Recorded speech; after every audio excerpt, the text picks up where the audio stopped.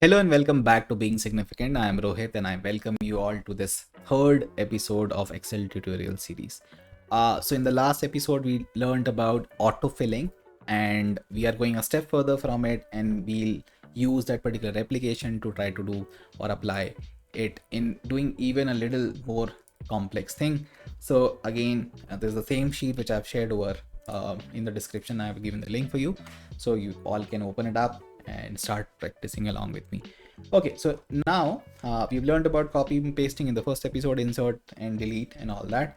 And so now what do we need to do is create these patterns is something which we want to start from. We'll start from pattern 1, we'll move on to pattern 2 and pattern 3 later. So let's say, so this is what I want to create. If you'll imagine this is looking like something which we have already done before. If you follow only one column at a time, let's say I'm following A, it is filling the series for me along with maintaining or keeping that character A alongside. So this is something which we have done in exercise 2, if you all remember. So this is something which we had filled. So this in a way is another form of the same feature which we learned about. But the only different thing is I have, along with A1, I have B1, C1 and D1. The simplest way to do this or perform this is this one. So if I'll create the first row, which is my A1, B1, C1 and D1, what it will do, and if I'll now select it, how can I select it? Using keyboard, Control Shift and right arrow, and I can start dragging it down to whatever I have till 20 I want, right? So I'll drag it till over here. So I have this exact pattern, which is pattern 1, which is given over here in the exercise, and this is how I have created it. At times you will see it is looking something like this. Okay, so what you need to do is, like, if it is appearing this way for you, so whenever you'll do such an operation, like you'll drag it down till from here to whatever row number, so as soon as you'll do it, something like this will appear. So if you'll click on it, even though it might not be visible to you like on my screen, but if you'll click on it, you will see the options like copy cells and fill series. So if you need to select fill series over there if this is the output which you want. But however, if you want to copy these numbers directly, like A1, B1, C1, D1 from starting from row 1 till whatever row, then you will have to, instead of choosing the fill series, you'll have to choose copy cells. So that way it will change it to this pattern. Okay, but for now we'll keep it to fill series so that we'll understand, like, this is the first pattern which we are talking about. Okay, let's come to pattern 2.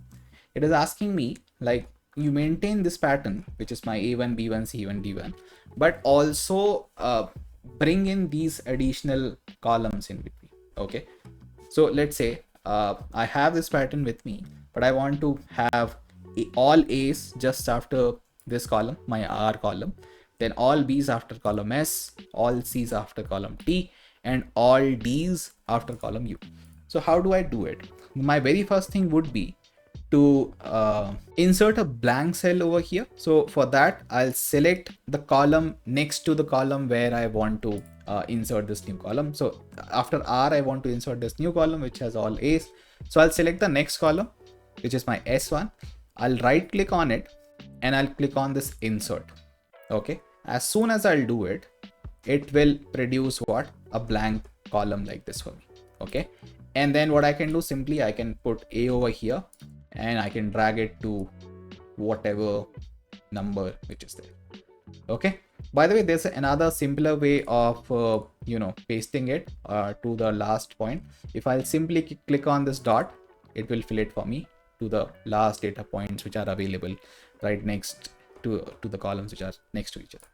Okay, so now you know, if I want to insert B just after T, what I'll do, I'll go to U, right click on my mouse, and I'll choose this insert button. I'll put a B over here and I'll just double click on this dot and it will fill this up.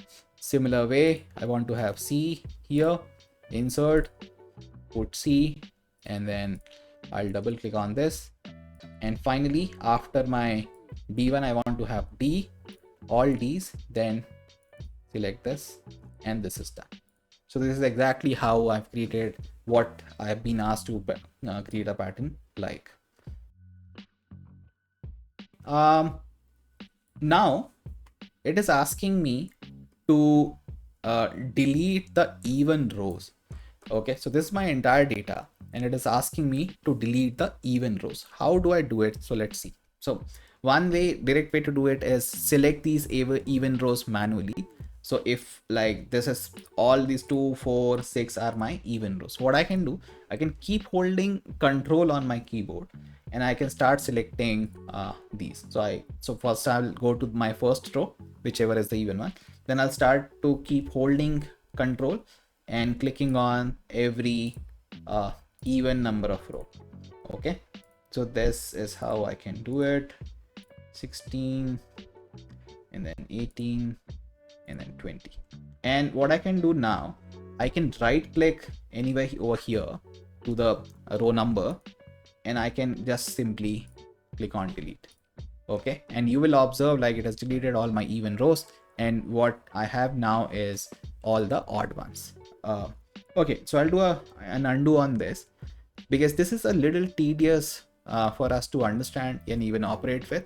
Because let's say you have tens of thousands of records, then you will not keep on selecting each individual row and then delete it. So in such a case, when you have tens of thousands of records in the data, the one thing which you can do very simply is this.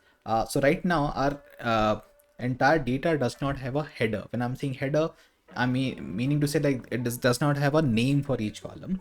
So what I can do, I can click on this first row from here to the leftmost one, which is where it is written. So I've done a left click on it, and if I'll do a right click and insert, it will insert a blank row for me. So here what I can do, I can create a new column, let's say by the name even underscore odd. So where I'll capture like whether it is even or odd. So let's say I'm writing this as this is my odd, and this is my even. Okay, so this way, and I want to repeat this pattern. So what I'll do, I'll select this and then I'll copy and paste it in a way. Okay, so now what I can do, I can select this entire data. So please remember, like even though this is blank, I'm starting from above because I have the name over here. What I can do, I can click on Control Shift right arrow, down arrow twice, because it will not go to the end just by clicking once. Why? Because it has encountered the data first time just after over here, and then to the last one. Then what I can do, I can go to this data tab and I'll click on this filter, and once you'll do this, these down arrows will start appearing.